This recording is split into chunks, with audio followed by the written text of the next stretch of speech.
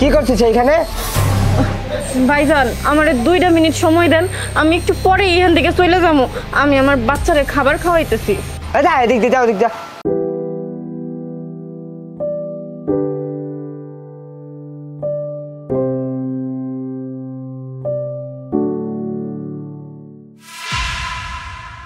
কি সমস্যা? এই গেটের সামনে বসে আপনি কি করতেছেন? অন্য কোথাও যান। ভাইজান আমার একটুখানি সময় দেন, আমি একটু পরে চলে যাবো। দেখেন গেটের সামনে বসে এরকম উল্টাপাল্টা কাজ করবেন না। আর সামনে দেখেন একটা বাথরুম আছে, ওখানে গিয়ে এইসব করেন। আমি আমার বাচ্চারে বাথরুমে বসে খাওয়ামো? আপনি কোনোদিন বাথরুমে খাবার খাইছেন? আমি আমার বাচ্চারে কেমনে বাথরুমে খাওয়ামো? এই আপনি আমার বাসার সামনে বসে আমার সাথে মুখে মুখে তর্ক কেন করতেছেন? আপনাকে বসে ওদিক গিয়ে খাওয়ান। আর বাচ্চাকে এরকম দুধ টুধ খাওয়াবেন, একটা প্রাইভেসি মেনটেন করে খাওয়ান। এই চিল্লাছিস কেন? কি হয়েছে? আরে মা দেখো না, বাচ্চাকে খাওয়াচ্ছে ভালো কথা, কিন্তু কিভাবে খাওয়াচ্ছে? এরকম কোনো সিস্টেম হয়? গেটের সামনে আশেপাশে মানুষজন দেখে না, এখানেই বাচ্চাকে খাওয়াচ্ছে। আরে কি করছে ও? নিজেও বাচ্চাকে দুধ খাওয়াচ্ছে। খাওয়াচ্ছে ভালো কথা, তাই বলে গেটের সামনে এরকম জামা কাপড় সরিয়ে জিনিসটা দেখতে কিরকম লাগে না? আশেপাশে লোকজন দেখলে কি ভাববে? কি বলবে? মা বাচ্চাকে দুধ খাওয়াচ্ছে। পৃথিবীর সব মাই বাচ্চাদেরকে দুধ খাওয়ায়। আচ্ছা তুই বলতো, কোন বাচ্চা মায়ের বুকে দুধ খাওয়া ছাড়া বড় হয়েছে? মানে তুমি পারো খালি আমার সাথে, তাই না? আমি তোমার যে কথাটাই বলবো তুমি সেটা আমাকে তর্ক করে একটা কাউন্টার দিবা। সরো, আমি বাসা যাই। যা যা, তুই ভিতরে যা। তুমি আসো মা আমার সাথে, ভিতরে বসে দুধ খাওয়াবে বাবুকে। আপনার সাথে যাবো? হ্যাঁ আসো। এখানেই থাকো তুমি? না, আমি তো দুয়ারিপাড়া থাকি। এত দূর থেকে এখানে? আমি তো ম্যাডাম কাম খুঁজতে আইছিলাম। মা তুমি এই মহিলাকে আবার বাসার মধ্যে নিয়ে আসছো কেন? তো কি হয়েছে? বাইরের চেয়ে গরম, বাচ্চাটা পুড়ে যাচ্ছিল। মা তোমার কি আক্কেল জ্ঞান বুদ্ধি বলতে কিছু নাই? এটা অপরিচিত মানুষের বাসার ভিতর ঢুকাইছো, কিছু একটা হয়ে গেলে কি করবা? তুই এখান থেকে যা তো, আমি সব দেখবো। কথা তো শুনবা না কোনো কিছু?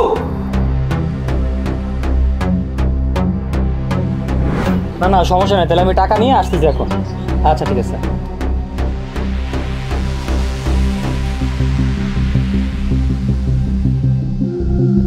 মেয়েটা কই গেল মা? হ্যাঁ ও তো চলে গেছে। মা ওই যে ওইখানে আমি টাকা রাখছিলাম, টাকাটা কই? হ্যাঁ এখানে তো টাকা আছে। হ্যাঁ নে তোর টাকা। ভয় লাগে বোঝো না, বাসার মধ্যে আনন্দ মানুষ ঢুকছে। টাকা তো 10,000 ছিল, 5,000 কেন তুমি নিছো? 5,000? এই জায়গায় 5,000 টাকা, আমি 10,000 টাকা রাখছিলাম। দেখলে তো, এই জন্য বলি যে বাসার মধ্যে অপরিচিত লোকজন ঢুকায় না। কারে না কারে তুমি নিয়ে আসছো, এই 5,000 টাকা হারা গেছে। এখন এই টাকা আমি তোমার কাছ থেকে নিবো, তুমি আমার এই টাকাটা ফেরত দিবা।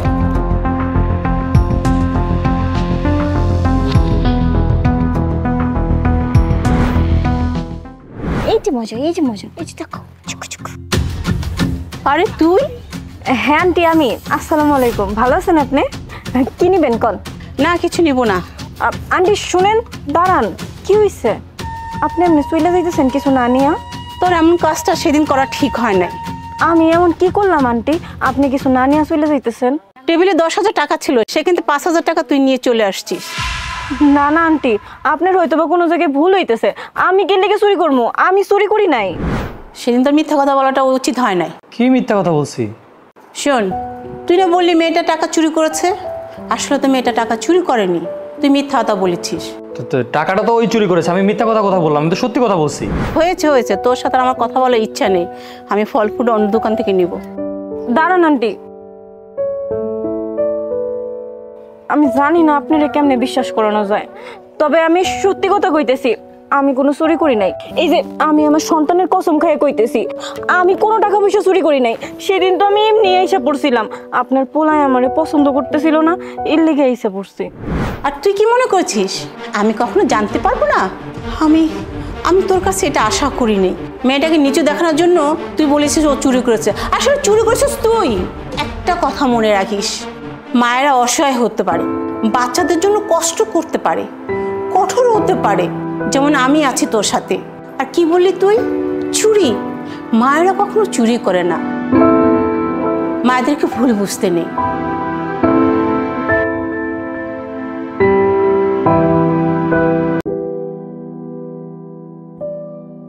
বাবা বাবা বাবা,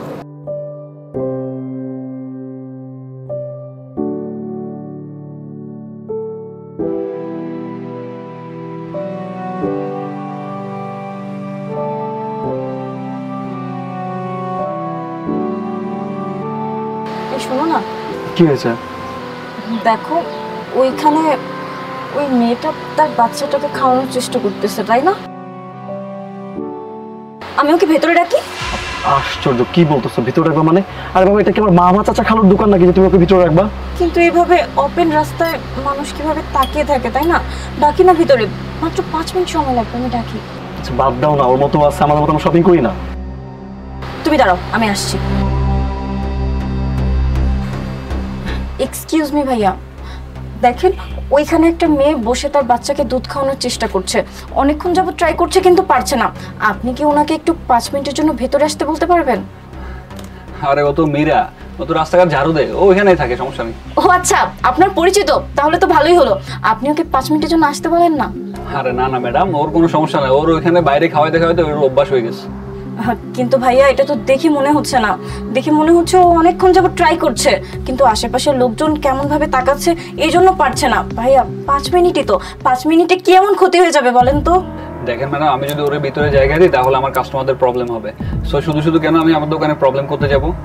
কোনো সমস্যা হবে না, আমি তো একটা মেয়ে মানুষ, ওকে আমি ডেকে এনে আপনাদের ড্রেসিং রুমে খাওয়ার ব্যবস্থা করে দিই। না ম্যাডাম, এটা ধর্মশালা খুলে বসেন, এটা আমার দোকান, আমি চাই না শুধু শুধু আমার দোকানে প্রবলেম করতে। ও বাইরে এরকম সব জায়গায় কাপড় খুলে খাওয়ানো শুরু করে দেয়, এটা আজকে নতুন কি? আপনি কি সব ফালতু কথা বলছেন? আপনার মা আপনাকে জীবনে দুধ খাওয়ায়নি, খুলে রেখে দেয় মানে কি? ওই মেয়েটা রাস্তায় তার বাচ্চাকে দুধ খাওয়ানোর চেষ্টা করছে, আপনার মা হয়তো বা আপনাকে কখনো রাস্তাঘাটে দুধ খাওয়ানোর চেষ্টা করেনি, এজন্য আপনি বুঝবেন না যে কত কষ্ট হয় একটা মেয়ের এরকম কাজ করতে। আপনার মনে হয় মা বোন বাসায় নেই, তাই না? এজন্য আপনি এরকম টাইপের কথা বলতে পারছেন। দেখেন ম্যাডাম, আমার বাসায় মা বোন সব কিছু আছে, আর ও আমার কি লাগে যে ওরে আমি দোকানে এসে বসাবো? আমার দোকান, আমি যেটা ইচ্ছে সেটা করবো, সেটাকে আপনাকে কৈফিয়ত দিতে হবে? মুনা ভাই একটু বুঝেন তো, মেয়ে মানুষ, মাথায় বুদ্ধি শুদ্ধি কম। যদিও মেয়ে মানুষ, আমি কিছু বলতেছি না, দেখতেছেন মাথায় উঠে বসতেছে। আরে বাবা, উনি যেহেতু পারমিশন দিবে না, তুমি কেন বারবার করতেছো? বাদ দাও না, চল এখান থেকে। দেখো মাত্র 5টা মিনিটের বিষয়, আমি বুঝতে পারছি না উনি কেন এরকম করছে। 5 মিনিটে কি এমন আসে যাবে? দেখেন ম্যাডাম, আপনার যদি কোনো কিছু কেনার হয় তাহলে কিনেন, আর শুধু শুধু এখানে দাঁড়িয়ে আমার মাথা নষ্ট করবেন না। চুপচাপ এখান থেকে বেরিয়ে যান, নাহলে ঘাট টাকা দিয়ে বের করে দেবো। ওর থেকে যা আসে এসব।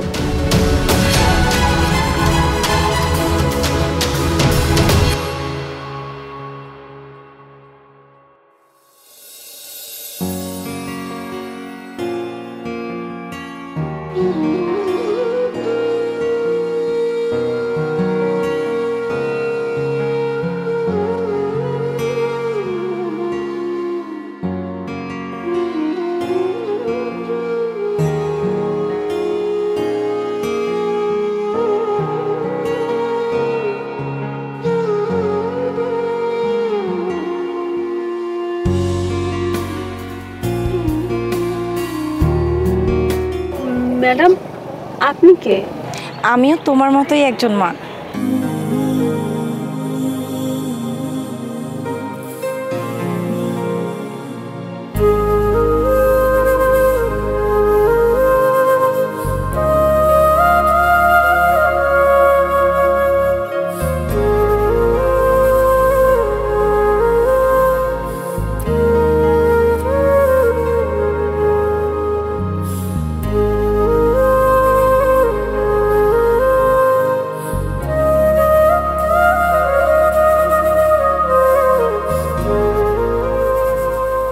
পৃথিবীতে তোমার হাজার হাজার বন্ধু বান্ধব আত্মীয় স্বজন ও শুভাকাঙ্ক্ষী থাকবে, কিন্তু সবশেষে তুমি একজন মানুষকে খুঁজে পাবে যাকে তুমি শত আঘাত দেওয়ার পরও সে শুধু তোমার ভবিষ্যৎ নিয়ে ভাবে, আর তিনি হলেন মা। ভাইজান, হ্যাঁ, কিচেনে সবগুলো থালা বাসন আছে, ওইগুলো মেজে তারপর রান্না করে নিও, যাও। আচ্ছা ঠিক আছে। এই বাচ্চাটা কার? ও এটা এটা তো আমার পোলা। তো ওকে এখানে কেন নিয়ে এসেছে? আসলে বাসায় ওরে দেখার মতো কেউ নাই তো, এর লেগে এখানে নিয়ে আইছি।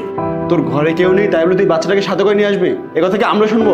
আর কালকে যখন তুই কাজ চাইতে এসেছিলি তখন তো একটা বার বললেনি তোর বাচ্চা আসলে বাচ্চাটাকে কাজে নিয়ে আসবি? চত্ব সব।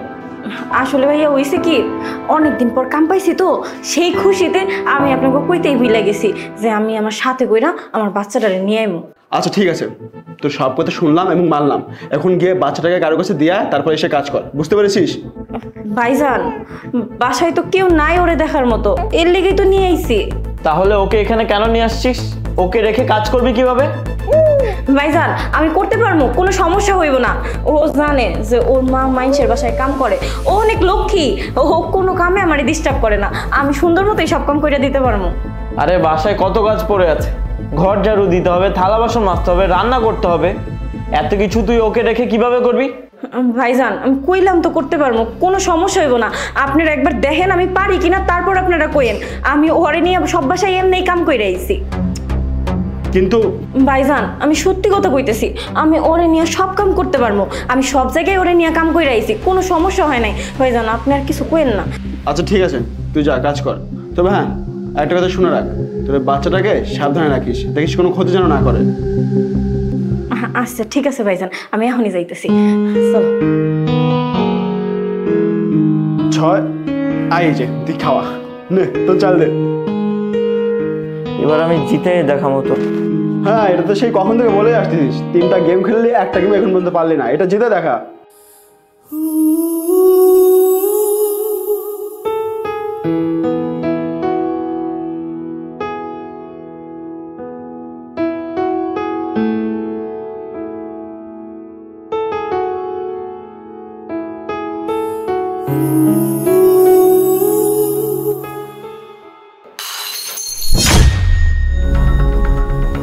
নিশ্চয় কিছু ফালাইছে।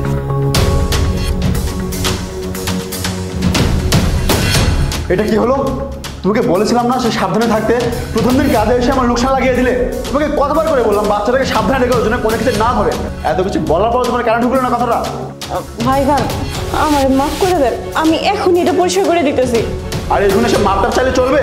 তুমি যদি আমাকে আগে বলতে না, তাহলে তোমাকে কাজে রাখতাম না। তোমার একটা বাচ্চা আছে, তুমি প্রতিদিন বাচ্চাটাকে নিয়ে কাজে আসবে। ভাইজান আপনার যে ক্ষতি হয়েছে ওইটা টাকাটা আপনি আমার বেতনের থেকে কাইটা রেখেন, আমার চাকরি থেকে বাইর করে দিয়েন না। তুই সারা মাস কাজ করলেও না, তোর বেতন থেকে এর ক্ষতিপূরণ আমি কেটেই রাখবো।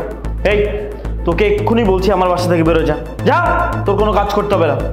ভাইজান একটা প্লেটই তো ভাঙছে, ওর পক্ষ থেকে আমি আপনার কাছে ক্ষমা চাইতেছি ভাইজান। আরে যাও তো, ওকে না এখান থেকে চলে যাও। কিন্তু ভাইজান এই আমি তোমাকে কি বলছি তুমি শুনতে পাচ্ছ না? এই রাজু দেখ না, মানে আজকালকার মেয়েদের না এত দেমাগ, কি আর বলবো। মানে তাদের বাড়িতে স্বামী আছে, তারা স্বামীরা রোজগার করছে, এতে দিয়ে তাদের চলে না, মানে তাদেরও কাম করতে হবে। কি হলো এখানে দাঁড়িয়ে কি দেখছো? যাও বের হয়ে যাও। আসলে হয়েছে কি ভাইজান, আমার জামাই বাচ্চাই চাইতো না। আমার বাচ্চাটা নেওয়ার পর থেকে ও আমার আর দেখতে পারে না, আমার লগে থাকতে চায় না, অন্য একটা মায়ের লগে পরকিয়া করে। তার লগে ভাগ্য চলে গেছে। ও অনেকবার চেষ্টা করছে আমার বাচ্চাটা নষ্ট করার লেগে। আমি তো মা, আমি আমার বাচ্চাটারে তো নষ্ট করতে দিতে পারি না, এর লেগে আমি ওর কাছ থেকে আইসা পড়ছি। কিন্তু যেখানেই যাই বাচ্চা দেখা কাম করে নিতে চায় না আমারে। তাই আমি বাধ্য হয়ে আপনারে কই নাই। আপনারে কইলে যদি আপনি আমার কামে না রাখেন, এর লেগে আমি আপনারে মিছা মতো কইছিলাম যে আমি খুশি ঠেলায় আমি ভুলেই গেছিলাম আমার বাচ্চা আছে এটা কইতে।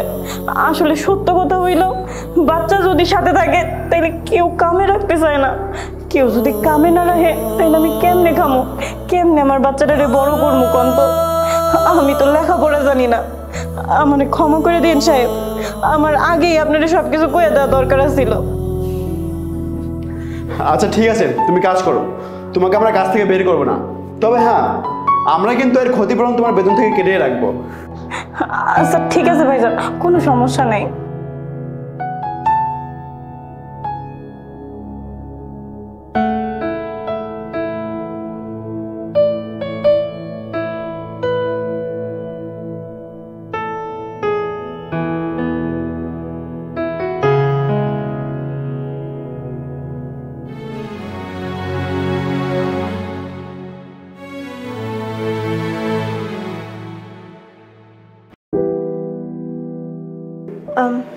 ম্যাডাম এই নেন আপনার পার্সেল। এই যে তোমার টাকাটা। এ কি, তুমি এই বাচ্চাটাকে নিয়ে খাবার ডেলিভারি করে বেড়াও নাকি? জি ম্যাম, ও সারাদিন আমার সাথেই থাকে, আর আমি ওকে নিয়ে হচ্ছে এরকম ডেলিভারি কাজ করি। তো যে ওকে জন্ম দিয়েছে তাকে বলো কোনো ব্যবস্থা করতে, তুমি কেন শুধু শুধু কষ্ট করে এই ছোট্ট একটা বাচ্চা নিয়ে খাবার ডেলিভারি করে বেড়াও? না না ম্যাডাম, আসলে আমার হাজবেন্ড কিছুদিন আগে একটা অ্যাক্সিডেন্ট করেছে, এই জন্য বেড রেস্টে আছে। কি করব বলেন, এই জন্য আমার কাজ করতে হচ্ছে, এছাড়া কিছুই না। তাহলে ওর বাবা মাকে বলো কিছু একটা করতে, আর বাবা মা যদি কিছু না করতে পারে পরিচিত কারো কাছ থেকে লোন নিয়ে নাও, পরে যখন তোমার হাজবেন্ড সুস্থ হয়ে যাবে সেই পরিশোধ করে দিবে। না না ম্যাম, এটা তো আর হয় না। আমাদের পরিবারের হাল আমাদেরকে ধরতে হবে। কেন আমরা অন্যের উপর আমাদের পরিবারের দায়িত্ব দিব বলুন? যখন আমরা দুজনে বিয়ে করেছি তখন তো আমরা বলেই নিয়েছি যে সুখে দুঃখে আমরা দুজন সবসময় দুজনের পাশে থাকবো। তো এখন আমার হাজব্যান্ডের সমস্যা, এখন যদি আমার হাজব্যান্ডের পাশে না থাকি তাহলে কি করে হয় বলুন? শোনো, এসব হচ্ছে পাগলামি, এছাড়া আর কিছুই না। আর সত্যি বলতে ম্যাডাম, আমরা সবসময় সুখী। আমার হাজব্যান্ড যখন ভালো ছিল তখন কিন্তু ইনকাম ও করতো, তখনও কিন্তু আমরা অনেক সুখী ছিলাম।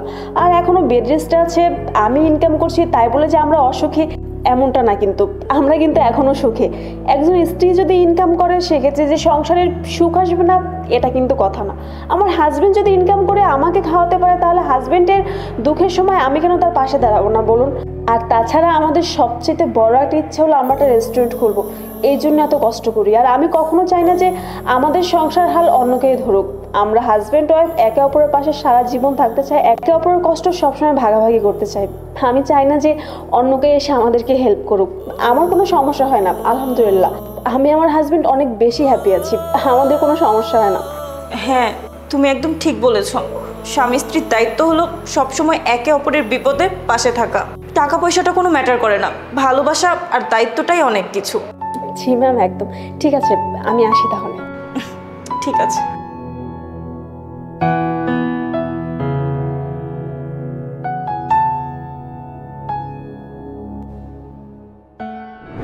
তুমি না অনেক স্বার্থপর। নিজের শান্তির জন্য তুমি জবটা ছেড়ে দিয়েছো, এখন ঘর কিভাবে চলবে? আমি তো চেষ্টা করছি তাই না, আর আমি তো চাকরিও খুঁজছি, এখন চাকরিটা পাচ্ছি না। মোনা, তুমি এভাবে কেন কথা বলছো? তুমি খুব ভালো করে জানো আমি কেন চাকরিটা ছেড়ে দিয়েছি।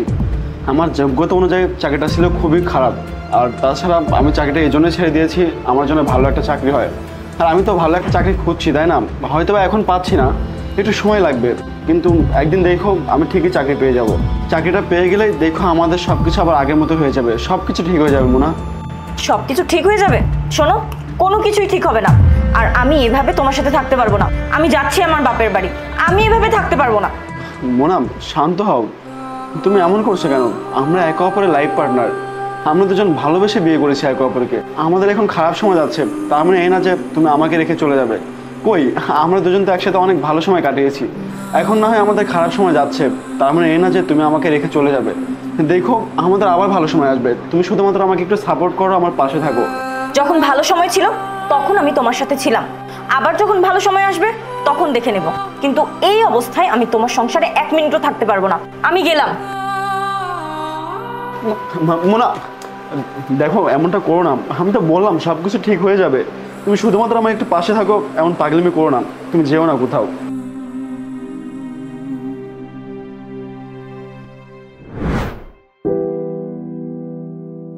হ্যালো হ্যালো হ্যালো, আমি জানি এটা তুমি। I am sorry. তুমি তোমার ভুলটা বুঝতে পেরেছো, তাতেই আমি খুশি।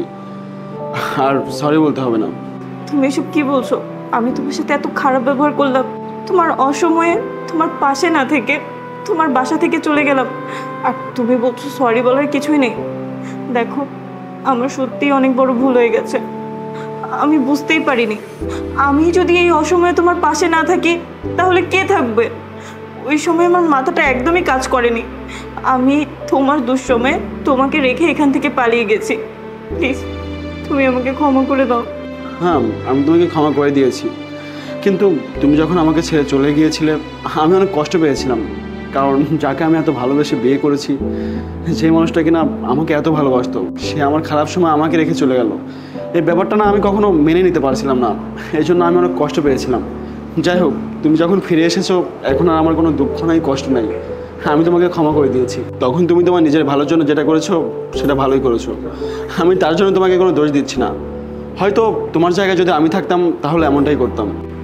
তারপর শোনো, আমি আর কখনো এমন কাজ করব না। আমি তখন বুঝতে পারিনি, এই জন্য এমন একটা কাজ করেছিলাম। এখন আমি বুঝতে পেরেছি যে হাজবেন্ডের অসময়ে তার স্ত্রী যদি পাশে না থাকে তাহলে আর কে থাকবে। আর আমি ওয়াদা করছি আমাদের খারাপ ভালো যেমনই সময় হোক না কেন আমি সব সময় তোমার পাশে থাকবো।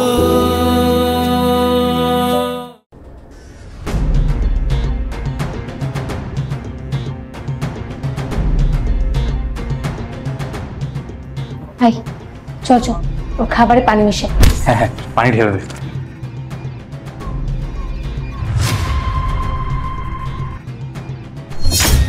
মাফ করবেন ভাই, আজকেও বাসায় বাজার নেই। ওর লাঞ্চ কিভাবে খারাপ করব? ও তো খাবারই আনে নাই। শিট, পুরো মুখটাই নষ্ট করে দিল। আচ্ছা সমস্যা নেই, আপাতত আমরা আমাদের কাজে ফোকাস করি, পরে দেখবো ব্যাপারটা।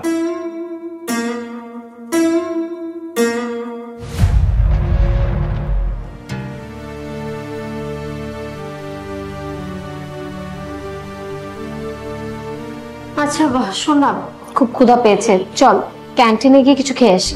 হ্যাঁ চল।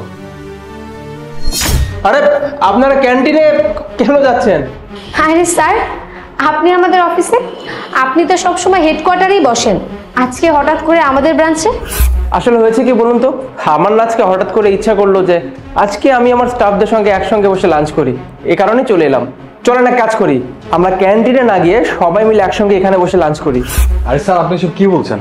আমরা তো ম্যাক্সিমাম টাইম রাস্তায় জাঙ্ক ফুড খাই, আর এইসব খাবার কি আপনি খেতে স্বাচ্ছন্দ্য বোধ করবেন? আর সবচেয়ে বড় কথা হচ্ছে আপনি হচ্ছেন বস মানুষ, আপনি কি আমাদের সাথে খেলে ব্যাপারটা মানায়? আরে তাতে সমস্যা কোথায় বলুন তো? এই যে আমাদের রহিম সাহেব কত বড় লাঞ্চ বক্স নিয়ে এসছেন আমাদের জন্য, একবার তাকিয়ে দেখুন। আজকে আমরা সবাই মিলে এটা ভাগযোগ করে খাবো, কেমন? তারা আমাদের লজ্জা দিতেছেন কেন? আপনারা হইলেন বড় লোক মানুষ আর আমি গরিব মানুষ, আর কি খাবার আনছি না আনছি এইখানে তো মজার মজার খাবার নাই। আপনারা ভালো ভালো হোটেলে গিয়ে ভালো ভালো খাবার খাবেন, আমার এইসব খাবার খাওয়া তো আপনারা মজা পাবেন না। আচ্ছা আপনারা সবাই কি মনে করেছেন বলুন তো? আমি কোম্পানির বস বলে কি আমি আপনাদের সঙ্গে বসে খেতে পারবো না? দেখুন, কোম্পানির বস হলেও আমি চারিত্রিক দিক থেকে অনেকটা ডাউন টু আর্থ টাইপের মানুষ, আর খাবারের দিক দিয়ে আমি সব কিছু খেতে পছন্দ করি। বিশেষ করে আমার বাসায় যখন যেটা রান্না হয় আমি সেটাই পুরো কবজি ডুবিয়ে খাই।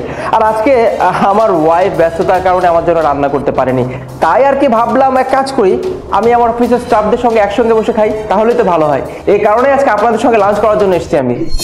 আরে স্যার, আপনি আমার কথা একটু শুনেন, আমি হাসা কথা কইতেছি, আমার খাবার অত মজা না স্যার। গরিব মানুষের খাবার কি মজা লাগবে কোন? আপনারা আমার খাবার খেয়ে মজা পাবেন না। কে বলেছে মজা লাগবে না? আমি বলছি মজা লাগবে। কি আপনারা দুজন একটু কষ্ট করে অ্যাডজাস্ট করে নিতে পারবেন না? আরে না না স্যার, আমাদের কোনো সমস্যা নেই। একদমই না স্যার, আমাদের কোনো সমস্যা নেই। ওনাদের যখন কোনো সমস্যা নেই তখন আপনার সমস্যা কোথায়? নাকি আপনার কোনো সমস্যা আছে বলুন তো? না মানে স্যার। আচ্ছা কাজ করি, আমি দেখি আপনি আজকে কি খাবার এনেছেন।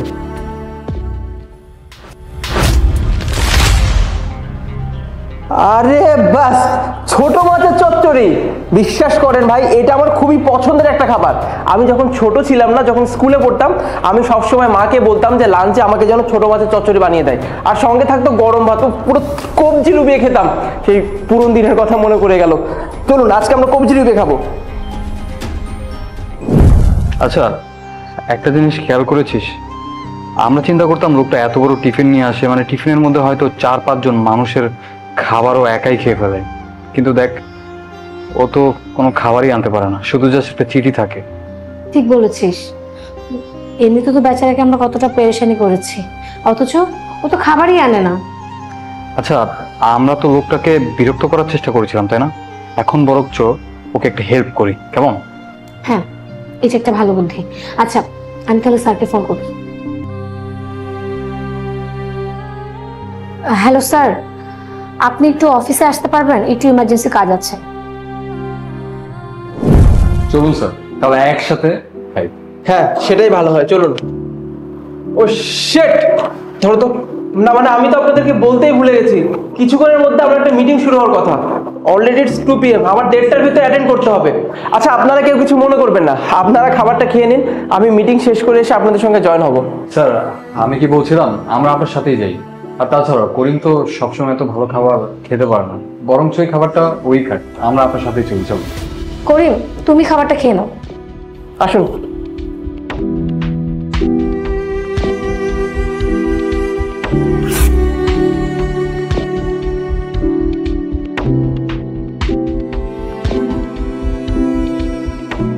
এখানে তো কোনো খাবার আছিল, তাহলে স্যার খাবার দেখলো কই?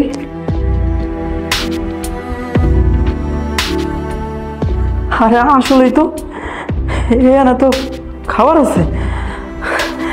যাক, অনেকদিন ভালো কোনো খাবার খাইতে পারি না, আজকে ভালো করে মজা করে এই খাবার দিয়ে আমি খাবো।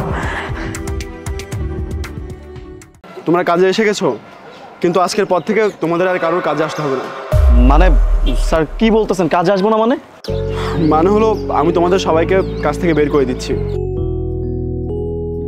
আরে তোমরা কোনো টেনশন করো না, আমি তোমাদের সবাইকে আগামী 2 মাসের বেতন দিয়ে দিচ্ছি। তাই আজকের পর থেকে তোমরা অন্য জায়গায় কাজ খোঁজা শুরু করে দাও। আর তোমাদের যদি কারো কিছু বলার থাকে তাহলে বলতে পারো। স্যার আপনি হুট করে আমাদেরকে কাজ থেকে বের করে দিচ্ছেন, এই মুহূর্তে আপনাকে আমরা কি বলবো? শোনো, তোমরা তো জানোই আমার আর আমার বইয়ের ডিভোর্সের কেস চলছিল, আর ওই কেসে সে জিতে গেছে। তাই সে আমার কাছে 40 লক্ষ টাকা ডিমান্ড করেছে, আর এখন সেই টাকা তাকে দিতে হবে। আমার তো এই রেস্টুরেন্ট ছাড়া আর কিছু নেই, তাই বাধ্য হয়ে রেস্টুরেন্টটা বিক্রি করতে হলো, আর রেস্টুরেন্ট বিক্রি করে সেই টাকাটা তাকে দিতে হবে। এসব তো আমি আর ইচ্ছে করে করিনি, কিন্তু কি করব বলো, এটাই তো জীবন, তাই না? কিন্তু স্যার আপনি এখন কি করবেন? কি আর করব, আগে যেটা করতাম সেটাই করব। আর যদি সেটাও করতে না পারি তাহলে আল্লাহ তাআলা যেভাবে চালিয়ে নেবে সেভাবেই চলবো।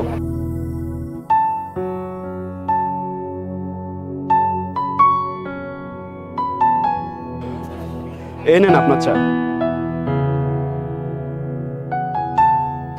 স্যার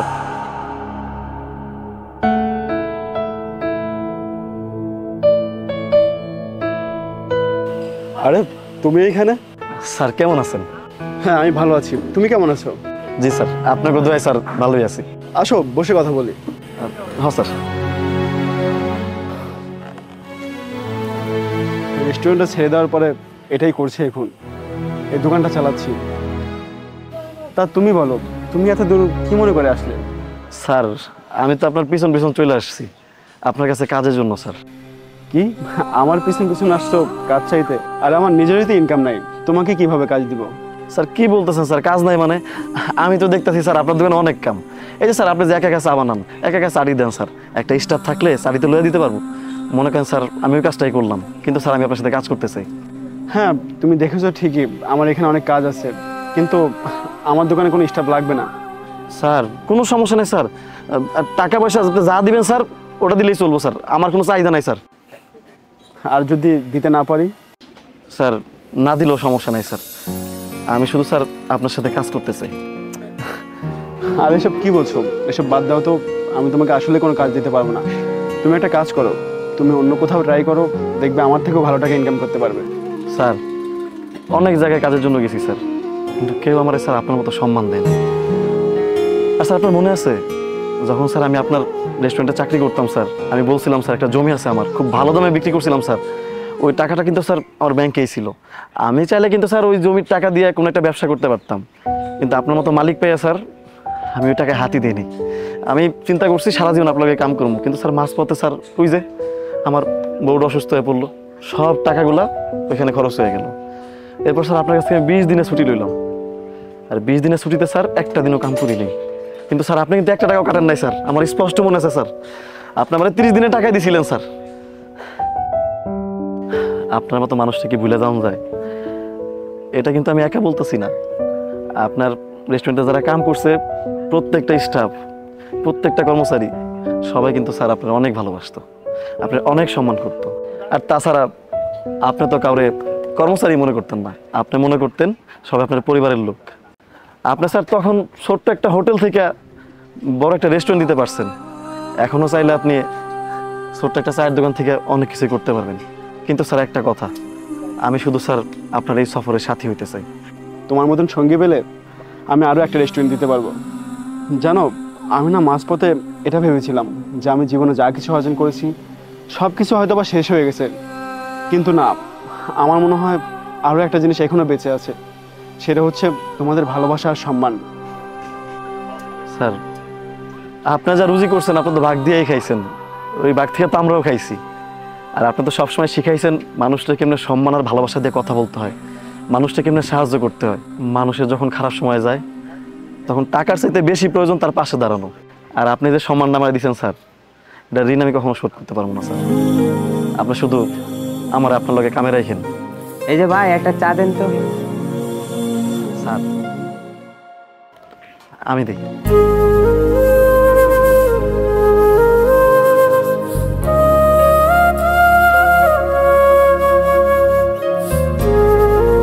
স্যার আপনার স্যার।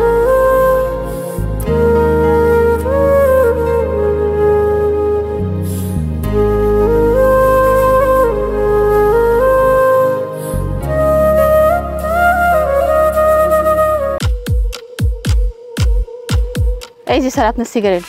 মা তুমি এখানে? আরে হাসান তুই বাবা? আচ্ছা মা দাঁড়াও, আমি বেরোচ্ছি। আরে হাসান এই মহিলাটাকে মা কেন ডাকছে? ওকে পাগল হয়ে গেল নাকি? রাস্তার যাকে তাকে মা ডাকা শুরু করেছে। কি ব্যাপার মা, তুমি এখানে কি করছো? আরে বাবা আমি এখানে একটা ছোট চায়ের দোকান দিয়েছি। আচ্ছা বাবা তুই দুবাই থেকে কবে আসলি? আমি এই তো 3-4 দিন আগে এসেছি, কিন্তু তুমি চায়ের দোকান কেন দিয়েছো আমি তো সেটাই বুঝতে পারলাম না। হ্যাঁ বাবা। মা আমি তো এটাই বুঝতে পারছি না, তোমার তো অনেকগুলো প্রপার্টিস ছিল, ইভেন গুলশানে অনেকগুলো বাড়ি ছিল, এত কিছু থাকতে তুমি চায়ের দোকান কেন দিলে? হাসান এই মহিলাটাকে? ওনাকে আমি মা বলে ডাকি। আসলে আমি যখন ছোট ছিলাম না, অনেক ছোট বয়স থেকে আমি ওনার কাছে মানুষ হয়েছি। বাবা ওকে? ও মা তোমার সঙ্গে তোকে পরিচয় করে দিতে ভুলে গেছি, ও হচ্ছে মোনা, আমার হবু ওয়াইফ। বাহ বৌমা তো খুব সুন্দর। ও হ্যালো, আমি আপনার কোনো বৌমা টোমা না, আমাকে আপনি একদম বৌমা বলে ডাকবেন না। হাসান তুমি ওনাকে বলে দাও আমাকে যাতে বৌমা টোমা না ডাকে। আর আপনি একটা কথা মাথার মধ্যে ঢুকিয়ে রাখুন, আপনার সম্পর্ক হাসানের সাথে, আর আপনার সম্পর্ক ওই পর্যন্তই রাখুন, আমার সাথে কোনো সম্পর্ক করতে আসবেন না, বুঝতে পেরেছেন? তাই মুখ সামলে কথা বলো, ওনাকে সম্মান দিয়ে কথা বলবে। আচ্ছা মা বাদ দাও এসব কথা, তুমি বলো তো তুমি চায়ের দোকান কেন দিলে? আমি তো এটাই বুঝতে পারছি না। বাবা তুই তো জানিস আমি লাভ ম্যারেজ অ্যাকসেপ্ট করি না, কিন্তু আমার ছেলে ভালোবাসার কাছে আমি হেরে গেছি। ও আচ্ছা, তাহলে তুমি ওদেরকে বিয়ে করে দিয়েছো? হ্যাঁ 3-4 বছর আগে ওদেরকে বিয়ে করে দিয়েছি। তো বিয়ের পরে হঠাৎ কি এমন হলো? 3-4 বছর তো বৌমা ভালোই ছিল, তারপর হঠাৎ করে একদিন আমি অনেক অসুস্থ হয়ে পড়ি, তখনই বৌমা তার রং দেখানো শুরু করে দিল, আমাকে হসপিটালে ভর্তি হতে হলো। আমি হসপিটালে ভর্তি হওয়ার পরে ওরা আমার প্রপার্টির সব কাগজপত্র মিথ্যে কথা বলে সাইন করে নিয়েছে। আমার কাছে কি বললো জানিস বাবা? বলেছে এই হসপিটালে কিছু কাগজের ফর্মালিটি করতে হবে, সেই জন্য আমি সাইন করে দিয়েছিলাম। আমি সাইন করে দেওয়ার পরে কী হলো জানিস বাবা? ওরা সব কিছু বিক্রি করে দেশের বাইরে চলে গেল, আমাকে একা ফেলে। আমি কত কষ্ট করছিলাম, কত কষ্টে আমার দিন গেল। তোমার সঙ্গে এত কিছু হয়ে গেল আর তুমি আমাকে একটাবার জানানোর প্রয়োজনও মনে করলে না? বাবা আমার নিজের ছেলে আমাকে ধোঁকা দিয়েছে, তোর কাছে আমি কি বলবো বল বাবা? মা তোমার আপন ছেলে তোমার পাশে থাকেনি তো কি হয়েছে? আমি তো তোমাকে নিজের মায়ের মতোই ভালোবাসি, তাই না? আমি এতদিন দেশে ছিলাম না, এর ভেতরে এতগুলো ঘটনা ঘটে গেল, অথচ আমি কিচ্ছু জানতে পারলাম না। কোনো সমস্যা নেই মা, কথা আছে না আল্লাহ যা করে ভালোর জন্য করে। তোমার সঙ্গে তো আজকে আমার দেখা হয়ে গেল নাকি? আজকে থেকে তুমি আমাদের সঙ্গে থাকবে, আমাদের দুজনের সঙ্গে, আমাদের বাসা। হাসান তুমি এসব কি বলছো? এই মহিলাটা রাস্তার একটা মহিলা, উনি আমাদের সাথে আমাদের বাসায় থাকবে? পাগল হয়ে গেছো তুমি, তাই না? এই মোনা চুপ করো, অনেক হয়েছে, অনেকক্ষণ ধরে আমি তোমার সহ্য করছি এসব কথাবার্তা, কিন্তু আর না। কি সমস্যা তোমার? তুমি আমার মাকে উল্টাপাল্টা ভাবে অপমান কেন করছো? সমস্যাটা কি তোমার? হাসান তুমি এসব কি বলছো? তুমি এই মহিলাটার জন্য আমার সাথে খারাপ ব্যবহার করছো। উনি কি এমন তোমার লাইফে যে তুমি আমার সাথে এরকম ব্যবহার করছো? তোমার সঙ্গে আমি এমন ব্যবহার করবো না তো কি করবো বলো তো? তুমি এমন একজন মানুষকে কথা শোনাচ্ছ যার কারণে আজকে আমি এই জায়গায় দাঁড়িয়ে আছি, শুধুমাত্র ওনার জন্য আজকে আমি এত বড় বিজনেসম্যান হতে পেরেছি। তুমি জানো আমার লাইফে ওনার অবদান কতখানি, সেটা যদি তুমি জানতে পারতে না, তোমার পায়ের নিচে না মাটি সরে যাবে। কি রে হাসান তুই মন খারাপ করে বসে আছিস কেন বাবা? কি বলবো মা বলো তো, মানে আমার না টেনশনে হাত পা ঠান্ডা হয়ে যাচ্ছে পুরা। লাস্ট 7 মাস হলো আমি ভার্সিটির বেতন ঠিকঠাক মতো দিতে পারছি না। এখন কলেজ থেকে আজকে প্রিন্সিপাল স্যার আমাকে হুবহু চাপ জানিয়ে দিল যে আমি যদি 7 দিনের মধ্যে টাকাগুলো দিতে না পারি তাহলে আমাকে এক্সামে বসতে দিবে না। তুমি বুঝতে পারছো মা, সারা বছর এত কষ্ট করে পড়ালেখা করলাম, এই ফাইনাল এক্সামটা আমি যদি না দিতে পারি আমার ক্যারিয়ার কোথায় যাবে? পুরো একটা বছর নষ্ট হয়ে যাবে আমার। এখন আমি যে টিউশনগুলো পড়াতাম ওরাও গেছে ছুটিতে, মানে বাসা টাকা চাইলাম, বাসা থেকে টাকা দিতে পারবে না। কি করবো আমি বলো তো? এই কথা? আচ্ছা তুই বস, আমি দেখছি কি করি।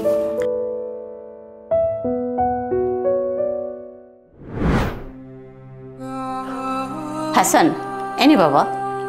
না মা, আমি টাকা নিতে পারবো না। আর কত উপকার করবে তুমি আমার, বলো তো? এমনিতে তুমি আমার যথেষ্ট উপকার করেছো, আর তোমার বড় ছেলে দেখলে মা তোমার ঝামেলা হবে। থাক। আহা, আমিও তো বলছি তোকে, রাখ তুই টাকাটা। শোন, তোর মা এখনো বেঁচে আছে। আমি এটা রাজুর টাকা দিইনি তোকে, এটা আমার নিজের কামাই করার টাকা আমি তোকে দিয়েছি। আর আমার টাকা আমি যাকে খুশি তাকে দিব। আর শোন, এই টাকাটা দিয়ে তোর বেতন ক্লিয়ার কর, হ্যাঁ? আর ঠিক মতো মন দিয়ে লেখাপড়া শেষ কর। আর যখন তুই কামাই করতে শিখবি তখন কিন্তু এই টাকা থেকে বেশি টাকা আমাকে দিতে হবে, মনে রাখিস কিন্তু।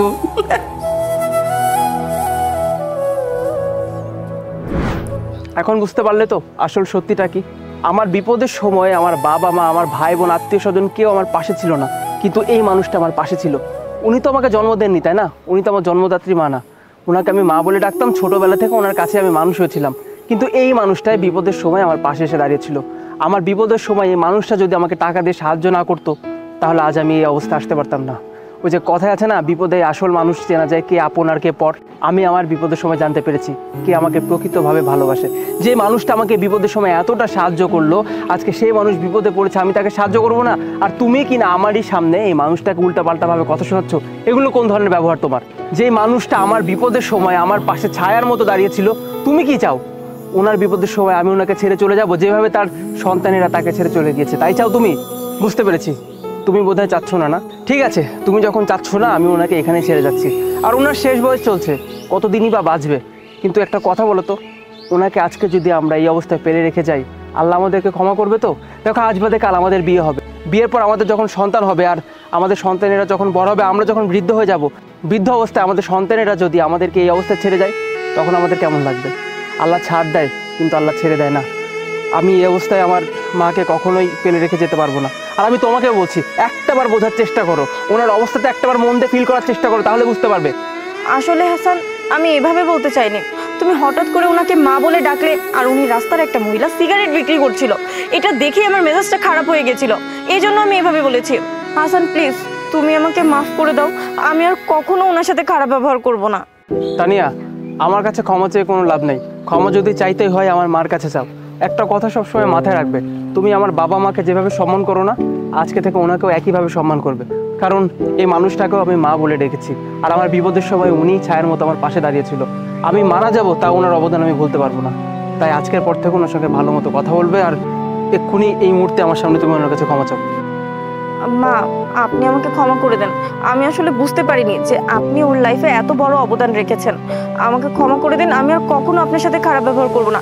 আপনার সাথে কি, আমি কারোর সাথে আর এরকম না জেনে না বুঝে খারাপ ব্যবহার করব না। সমস্যা নেই বৌমা, আমি তোমাকে মাফ করে দিয়েছি। মা চলো, গাড়িতে বসো। এই তুমি দাঁড়িয়ে আছো, যাও।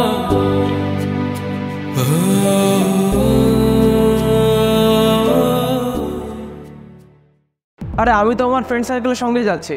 তো তোমাকে তো তোমার বন্ধুদের সাথে আমি পাঠাতে চাচ্ছি না। কেন যেতে পারবো না বলো তো? আমি তো ইচ্ছা করে যেতে যাচ্ছি না, নাকি ওরা নিয়ে যাচ্ছে? তুমি না করে দাও যে তুমি যাবে না।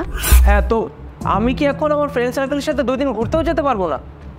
ঠিক আছে, তোমার যদি যেতে ইচ্ছে হয় তাহলে তুমি আমাকে সাথে করে নিয়ে যাবে। বাবা, তোমাকে আমি কিভাবে নিয়ে যাব? এটা তো ফ্রেন্ড সার্কেলের ট্যুর রে বাবা। তুমি কি পাগল হয়ে গেছো? বুঝলাম না। বিয়ে করেছি মানে কি এটাই যে যেখানে যাবো বউকে সাথে করে নিয়ে যেতে হবে? এগুলো কেমন কথা? না পারো, বিয়ে কেন হয়েছে জানো? যাতে আমরা সব সময় একে অপরের সাথে থাকি, এই জন্য। আর তুমি কি না আমাকে বাসায় রেখে তুমি একা একা বন্ধুদের সাথে ট্যুরে চলে যাবে? দেখো, আমি এত কথা শুনতে যাচ্ছি না, তুমি গিয়ে আমার ব্যাগ গুছিয়ে রাখবে।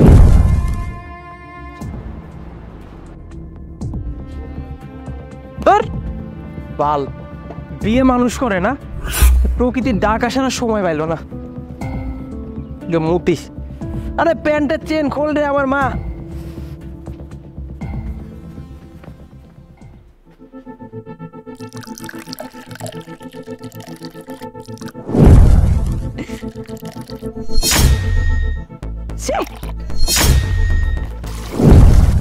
ভাই, আপনি এটা কি করলেন? সরি আপু, আমি খেয়াল করি নাই, সরি। আপনি কি রাস্তায় থাকেন? বাসা নাই? বাসায় গিয়ে ওয়াশরুম নাই? না, বাসা আছে তো, বাসায় ওয়াশরুমও আছে, কিন্তু কিভাবে বলি, আসলে আমার ওয়াইফের সঙ্গে আমার ঝগড়া লাগছে, এর জন্য আমি বাসা থেকে বের হয়ে আসছি। ওয়াইফের সাথে ঝগড়া হয়েছে বলে কি আপনি সোসাইটির বাইরে এসে অন্যটা গাইতে হবে হিসু করবেন? আরে আমি যখন করার জন্য রেডি হচ্ছিলাম তখন আশেপাশে কেউ ছিল না, আমি তো মনে শান্তিতে আমার মেশিন বের করে মুছছিলাম। এখন হঠাৎ করে যে আপনারা চলে আসবেন এটা আমি বুঝবো কি করে? আচ্ছা আমি এখন যাই। এই যে আমার গাড়িতে সুন্দর মতো হিসু করে একবারে ভিজিয়ে দিয়েছেন, দেখতে পাচ্ছেন? এটা সুন্দর করে এখন মুছে দেন। আচ্ছা ঠিক আছে, একটা কাপড় দেন, পরিষ্কার করে দিচ্ছি। ওমা, কাপড় দিয়ে কি হবে? পানি দিয়ে সুন্দর মতো ধুয়ে দেন। এখন আমি পানি পাবো কই? ভাই আপনার কাছে তো পানি আছে, একটু দেন তো। চিনি না, আমাদের খাবার পানি আপনাকে কেন দেবো? হ্যাঁ, তো খাবার পানি আপনি আবার দোকান থেকে কিনে নিলেই তো পারেন, তাই না? আজব লোক তো, আপনি গাড়ি নোংরা করেছেন, আপনি পরিষ্কার করে দেবেন, আমাদের পানি কেন দেবো? যান নিজেকে পানি কিনে নিয়ে আসেন। আরে ভাই, আপনারা বোঝার চেষ্টা করেন না। বাই দ্য, আপনি কোন বিল্ডিং এ থাকেন? আমি এই তো 342 নাম্বার বিল্ডিং এ। ঠিক আছে, আপনার বাসা চলেন। না না, আমার বাসায় গিয়ে আপনারা কি করবেন? আমার বাসায় আপনাদেরকে যেতে হবে না। এই, তোর কাছে সুপারভাইজার নাম্বার আছে না? হ্যাঁ আছে। তো একটা কাজ কর, একটা কল দে। আমার তো মনে হচ্ছে না যে ওই এলাকার। আরে দাঁড়ু, ফোন দেওয়ার দরকার নাই, চলেন। আমরা তো এই গাড়ির ভুলেও টাচ করবো না। আমার বাবা যদি কোনো রকম জানতে পারে যে আপনার হাজবেন্ড এমন একটা কাজ করেছে, তাহলে আপনার হাজবেন্ডের না খবর আছে। এই বাসায় না সারাটা দিন 24 ঘন্টা বসে থাকতে হবে। আপনারা তো মনে হয় সোসাইটিতে আর বাস করতে পারবেন না। ঝগড়া করবেন হাজবেন্ড, ওই ভালো কথা, তাই বলে কি মানুষকে বিরক্ত করবেন? আর এটা কোন ধরনের নিয়ম যে কোনো কিছু হলে আপনি বাইরে যাবেন, কারো গাড়ি দেখবেন, সেখানে আপনি হিসেব করে দেবেন? ফাজিল। আরে থামুন, অনেক বলেছেন আপনি।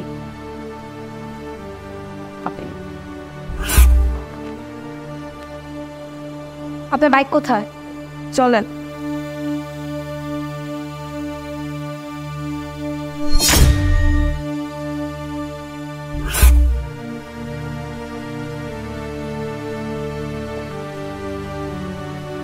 এবার ঠিক আছে, এবার পরিষ্কার করে দিয়েছি। আর ও যে কাজ করেছে তার জন্য ওর হয়ে আমি আপনাকে সরি বলছি। ঠিক আছে, প্যারা নেই, চল।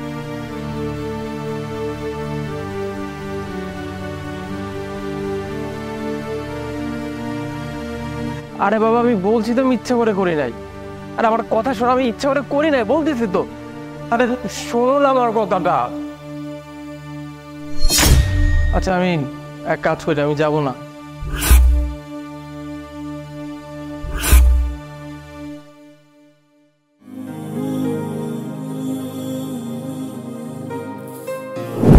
এনো তোমার লাগেজ, আমি সব কিছু প্যাক করে দিয়েছি। তোমার শর্টস, টি শার্ট, গেঞ্জি, শার্টটা অর্ডার করে দিয়েছি। ভালোভাবে পরো যাতে কুচকে না যায়। আরে আরে না না, আমি যাব না, আমি ওদেরকে না করে দিচ্ছি। সমস্যা নেই, তুমি যাও, আমি তোকে কিছু বলবো না। তাহলে কাজ করো না, তুমিও চলো, আমি তুমি একসঙ্গে থাকবো একটা রুমে, তাহলেই তো হয়ে যায়। না না, আমি তোমার ফ্রেন্ডের মাঝখানে গিয়ে কী করবো? তুমি যাও, গিয়ে ঘুরে এসো। আরে বাবা বলছি তো আমি সরি, যে কান ধরছি, সরি। যাও তুমি। সত্যি যাবো? হ্যাঁ যাও। তুমি আবার রাগ করবে না তো? তাহলে যেও না। আরে কি আশ্চর্য, না গেলে বন্ধুরা রাগ করবে তো বাবা। তাহলে যাও। মহা মুসিবত রে ভাই, বিয়ে মানুষ কেন করে বুঝি না। কি ব্যাপার, তুমি আমাকে এত দামি একটা দোকানে কেন নিয়ে এলে বলো তো? এই দোকানটা কত এক্সপেন্সিভ তুমি জানো? এই দোকান থেকে আমি জামা কাপড় কিনবো? এত টাকা আমার পেছনে খরচ করার কি দরকার? টাকাগুলো তো তুমি জমিয়ে রাখলেও পারতে, তোমার কাজে লাগতো। আরে এই টাকার মধ্যে না তুমি একদম মায়া দেখাবে না, এটা তো তোমারই টাকা।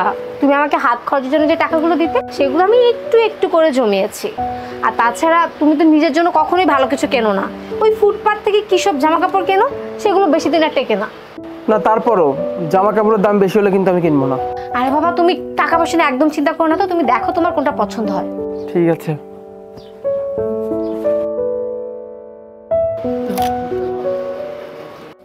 এই দেখো তো, এই শার্টটা কেমন? কালারটা পছন্দ হয়েছে? হ্যাঁ সুন্দর, তুমি যখন পছন্দ করে দিয়েছো তার মানে সুন্দর তো অবভিয়াসলি হবেই। ঠিক আছে যাও, এই শার্টটা তুমি চেঞ্জ করে এসো।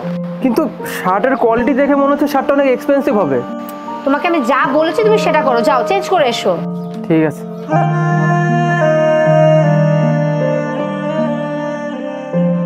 ম্যাডাম, এই শার্টটা কি আপনাদের পছন্দ হয়েছে? জি, আমার হাজবেন্ড চেঞ্জ করতে গেছে। আচ্ছা, আপনাদের এই শার্টগুলোর প্রাইস কেমন হবে? এই শার্টটার দাম মাত্র 1500 টাকা। ও আচ্ছা, আমি শার্ট আপনাকে 1500 টাকাই দিব, কিন্তু আপনি বিলে ওখানে আপনি 500 টাকা লিখবেন, ঠিক আছে?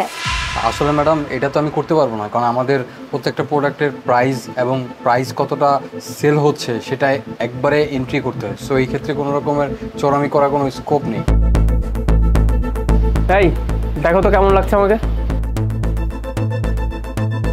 সুন্দর লাগছে, কিন্তু এই শার্টগুলোর প্রাইস কেমন হতে পারে আনুমানিক? মাত্র 500 টাকা। হ্যাঁ, মাত্র 500 টাকা?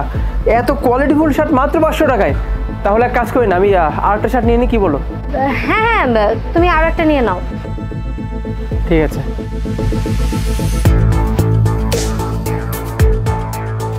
এটা নেই। ভাইয়া দেখুন, আমি বুঝতে পারছি যে আপনার সব কিছু হিসাব দিতে হয়, কিন্তু এটা না করলে না আমার হাজব্যান্ড যদি শোনে যে এই শার্টগুলোর এত প্রাইস, তাহলে একটাও নেবে না। আপনি প্লিজ আপনি বিলে 500 টাকা লিখবেন। আচ্ছা ঠিক আছে, আমি দেখছি আমি কি করতে পারি। Thank you so much. পছন্দ হয়েছে? হ্যাঁ, অনেক পছন্দ হয়েছে। দুটো নিয়ে নাও তাহলে। ঠিক আছে ভাই, এগুলো প্যাক করে দিন।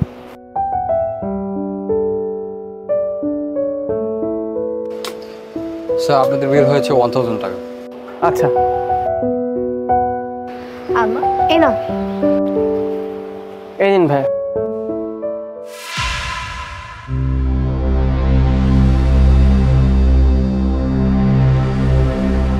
আপনাদের এই দোকানে যে 500 টাকা এত ভালো কোয়ালিটির শার্ট পাওয়া যায়, সত্যি সেটা আমার আগে জানা ছিল না। শার্টের কাপড়গুলো আসলে অনেক ভালো, ধন্যবাদ।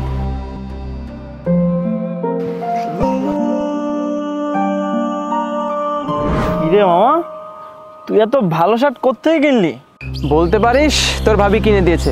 তোর ভাবির পছন্দ বলে কথা, শার্টটা সুন্দর হবেই, তাই না? হ্যাঁ, ভাবি তো কিনে দিবে, নয়তো তুই তো এত দামি শার্ট কেনার কথা না। তো কোত্থেকে কিনলি আর কত নিয়েছে? আরে দাম তো বেশি নেয়নি, মাত্র 500 টাকা নিয়েছে। জানিস, শার্টের কাপড় দেখে আমি প্রথমে ভেবেছিলাম 1000 টাকা তো কমসে কম হবেই, কিন্তু পরে দেখলাম মাত্র 500 টাকা দাম, তাও আবার রংধনু শপিং মলে। বুঝতে পারছিস বিষয়টা? কি বলিস, রংধনু মার্কেট থেকে তুই শার্ট কিনেছিস, তাও আবার 500 টাকা? এই আমিও রংধনু মার্কেট থেকে শার্ট কিনেছি, কিন্তু 1000 টাকার নিচে ওই মার্কেটে কোনো শার্টই নেই। তুই 500 টাকা দিয়ে কিভাবে কিনলি? কিন্তু দোকানদার তো আমাকে বললে শার্টের দাম 500 টাকাই। না না, শোন, নিশ্চয়ই ভাবি দোকানদারের সাথে কোনো বুদ্ধি করেছে।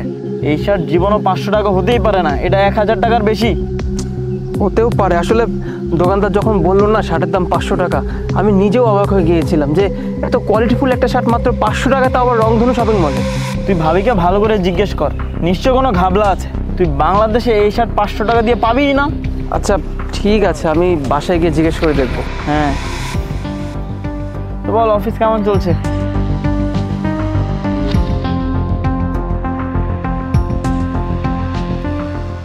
আচ্ছা, আমার কাছে এই কথাগুলো লুকানোর কি দরকার ছিল বলো তো? শার্টের যে অ্যাকচুয়াল প্রাইস সেটা আমাকে বললেই হতো, তাহলে আমি দুটার জায়গায় একটা শার্ট কিনতাম। এত দাম দিয়ে শার্ট তো আমি কোনোদিন কিনতাম না। হয়েছে, কত যে কিনতে সেটা আমার খুব ভালো করেই জানা আছে। শার্টের দাম শুনেই শোরুম থেকে বের হয়ে যেতে। আচ্ছা বাধ্য এসব কথা। আর তাছাড়া তুমি তো আমাকে এটা সেটা কত কিছু কিনে দাও, আমি তো তোমাকে কোনো কিছু কিনে দিতে পারি না।